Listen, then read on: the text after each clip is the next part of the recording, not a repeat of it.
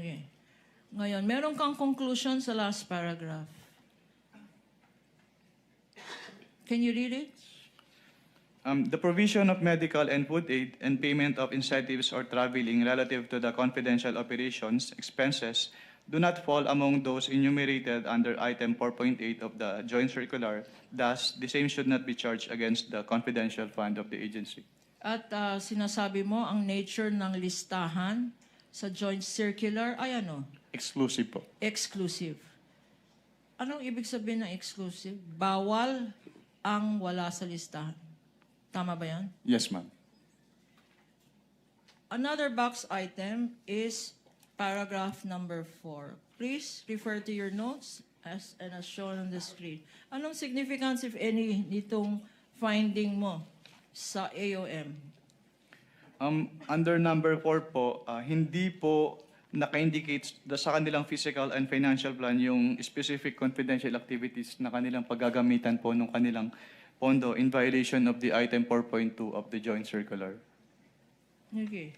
Itong physical and financial plan, identified to at stipulated document ito, tama? Yes, ma'am. Okay.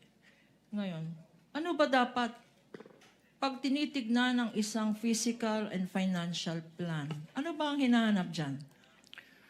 Tinitingnan po Kasama na... ba dyan? Sakop ba niyan ang Christmas party? Paulit po ng tanong. Kasama ba sa physical and financial plan ang Christmas party? Yung agency po ang makakapag-answer niyan. Okay, kasama ba dyan? Yung physical and financial plan po kasi ay ginagamit nila to support their allocation. Okay, kasama ba dyan tree planting? It is outside po my authority to answer that since agency lang po ang makakasagot niya. Okay, kasama ba dyan ang magbibigay ka ng awards?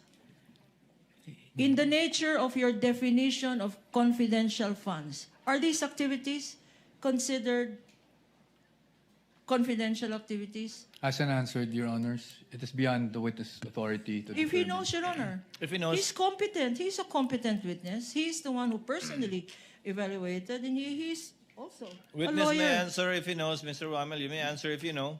If I am to relate po yung sinabi niyo dun sa item 4.8 of the joint circular, hindi po kasama yung mga binanggit niyo dun sa allowable expenses po ng confidential fund.